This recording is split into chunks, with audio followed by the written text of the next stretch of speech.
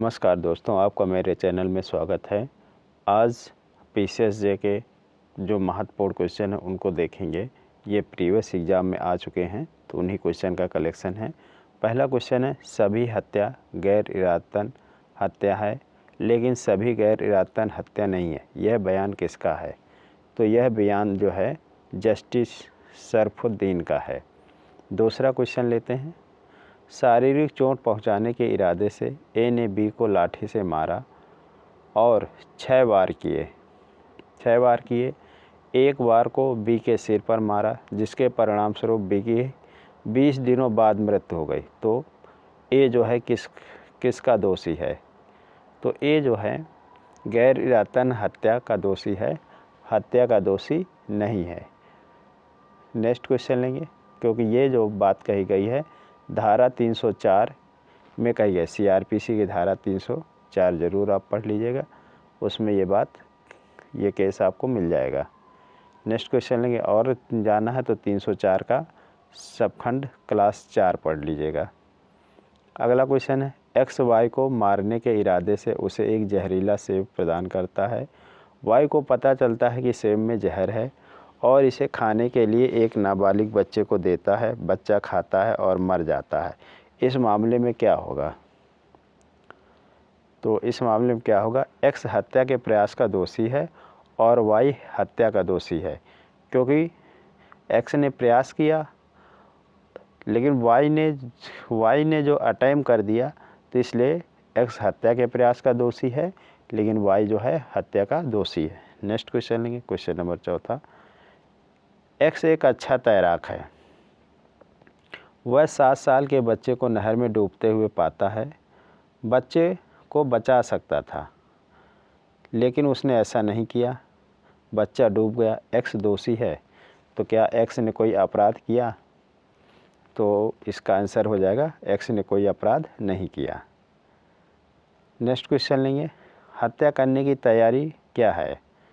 तो हत्या करने की तैयारी जो है दंडनीय नहीं है, और ये कुछ मामले में दंडनीय हो जाता है लेकिन यहाँ पर दंडनीय नहीं है। जैसे पहला इंटेंशन होता है, इंटेंशन के बाद प्रिपरेशन होता है, प्रिपरेशन के बाद अटेम्प्ट होता है, अटेम्प्ट के बाद जो है कमीशन होता है।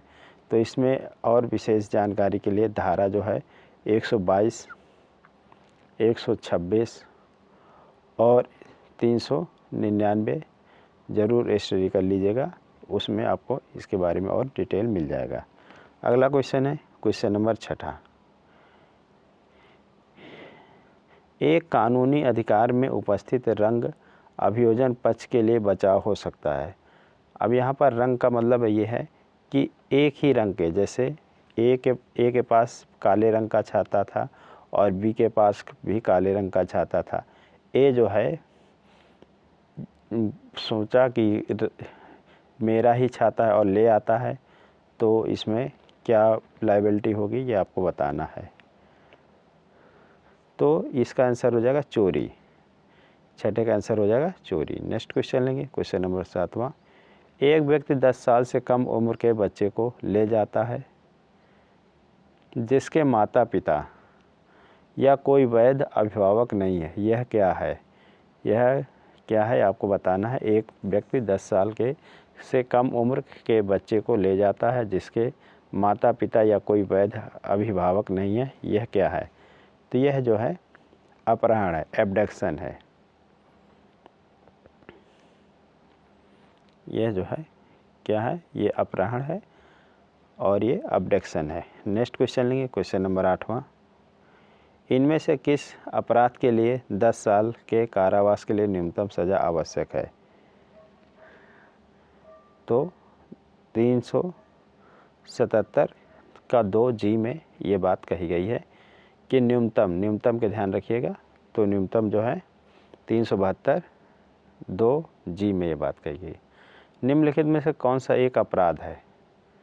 ओके, निम्नलिखित में से कौन एक अपराध है? तो यहाँ पर अपराध है, यहाँ पर एक शब्द और जोड़ लीजिए, अपराध नहीं है। अपराध नहीं है। तो आत्महत्या एक अपराध नहीं है, क्योंकि ये ऐसा अपराध है कि एक बार अगर हो गया तो इसकी सज़ा नहीं दी जा सकती, क्योंकि ये अटाइम होने के बाद जो है किसको सज़ा दी जाएगी। तो ये अपराध नहीं है। तो अपराध जो है क्या, आत्महत्या जो है अपराध नहीं है।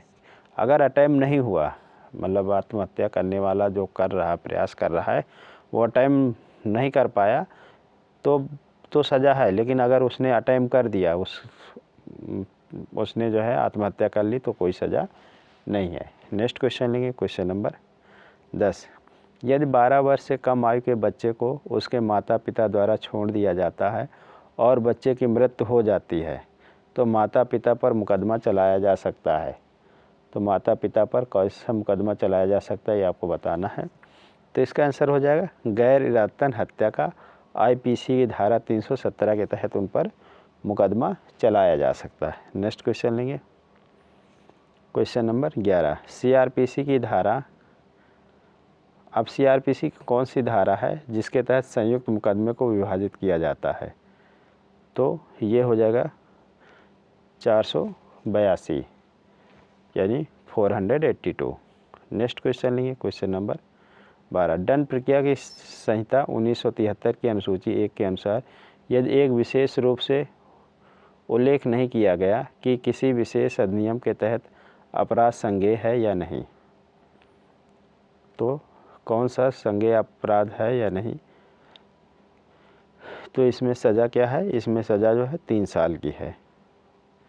दंड प्रक्रिया की संहिता की 1973 की अनुसूची 1 के अनुसार यदि एक विशेष रूप से उल्लेख नहीं किया है कि विशेष अधिनियम के तहत अपराध संज्ञेय है या नहीं, तो इसकी सज़ा क्या है? 3 साल।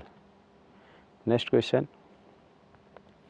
अपराधों को जमानती और गैर जमानती में वर्गीकृत करने का प्रावधान दंड प्रक्रिया संहिता 1973 के तहत दिया गया है। तो किस में दिया गया है, ये आपको बताना है। तो ये पहली अनुसूची में दिया गया है। क्वेश्चन नंबर 13 का आंसर क्या हो जाएगा? जिसका आंसर हो जाएगा पहली अनुसूची। अगला है अन्य कानूनों आईपीसी को छोड़कर के खिलाफ अपराध यदि 3 साल या उससे अधिक के कारावास से दंडनीय है लेकिन 7 साल से अधिक नहीं, तो यह क्या है, ये आपको बताना है। तो यह जो है यह एक संज्ञेय और गैर जमानती अपराध होगा। फिर से क्वेश्चन देख लीजिए। अन्य कानूनों आईपीसी को छोड़कर के खिलाफ अपराध यदि 3 साल या उससे अधिक के कारावास से दंडनीय है लेकिन 7 साल से अधिक नहीं, तो यह ऐसा अपराध किस श्रेणी में आएगा? संज्ञेय और गैर जमानती। अगला है दंड प्रक्रिया संहिता 1973 के तहत कौन सा प्रावधान मौत की सज़ा निष्पादन का तरीका निर्धारित करता है कि दोषी को से लटका दिया जाएगा, गर्दन से लटका दिया जाएगा जब तक वह मर ना जाए। तो यह केस आपको बताना है क्या हो जाएगा। फिर से क्वेश्चन देख लीजिए। दंड प्रक्रिया संहिता 1973 के तहत कौन सा प्रावधान मौत की सज़ा के निष्पादन का तरीका निर्धारित करता है? दोषी को गर्दन से लटका दिया जाता है जब तक कि वह मर ना जाए। तो यह कोर्ट की दूसरी अनुसूची फॉर्म नंबर 42 में ये बात कही गई है। अगला क्वेश्चन लेंगे, क्वेश्चन नंबर 16। सीआरपीसी की दूसरी अनुसूची का फॉर्म नंबर 32 तैयार करने के लिए प्रारूप प्रदान करता है। तो किसके लिए प्रारूप प्रदान करता है? तो ये शुल्क के लिए, यानी चार्ज टू बी। 17 है भारत में एक आपराधिक मामले में जूरी द्वारा आयोजित अंतिम सुनवाई थी। तो जूरी का जब अब तो इस समय जूरी है नहीं, तो अंतिम सुनवाई कौन सा केस की थी जूरी ने? तो KM Nanavati state of Maharashtra का ये केस जो है जूरी ने अंतिम बार सुनवाई किया था। अगला क्वेश्चन लेंगे, क्वेश्चन नंबर 18। भारत के सर्वोच्च न्यायालय ने निर्दोषता की धारणा को एक रूप में मान्यता दी है। तो किस रूप में मान्यता दी है? तो ये वैधानिक अधिकार के रूप में मान्यता दी है। अगला क्वेश्चन लेंगे, किस मामले में यह माना कि संज्ञान लेने का आरोप तय करते समय अभियुक्त को कोई सामग्री पेश करने का कोई अधिकार नहीं है, नहीं पर ध्यान रखिएगा।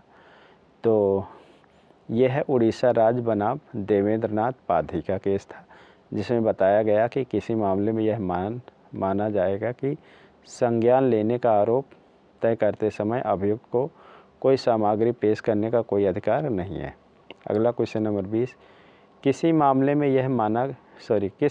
यह माना गया है कि ना तो आरोपी और ना ही उसके वकील केस डायरी का उपयोग कर सकते हैं और वह इसे पढ़ने का दावा नहीं कर सकते। तो कौन सा केस था जिसमें ये बात कही गई है? आरोपी और ना ही उसके वकील केस डायरी का उपयोग कर सकते हैं, ना ही इसे पढ़ने का दावा कर सकते हैं। तो JM देसाई बनाम मुंबई राज्य के विवाद में ये कहा गया। और आप मेरे चैनल को सब्सक्राइब करिए, लाइक करिए, कमेंट करिए। नेक्स्ट है, भारतीय साक्ष्य अधिनियम की कौन सी धारा अग्रणी प्रश्न को परिभाषित करती है? तो धारा 141 यह परिभाषित करती है। अगला क्वेश्चन 22, सामान्य नियम यह है कि प्रमुख प्रश्न परीक्षा के दौरान नहीं पूछे जा सकते, हालांकि इस नियम के कुछ अपवाद हैं, अपवादों का चयन करें। तो इसमें कुल कितने अपवाद हैं? Question number 22। तो इसमें जो है देख लीजिएगा। तो इसकी इस अपवाद का चयन करें।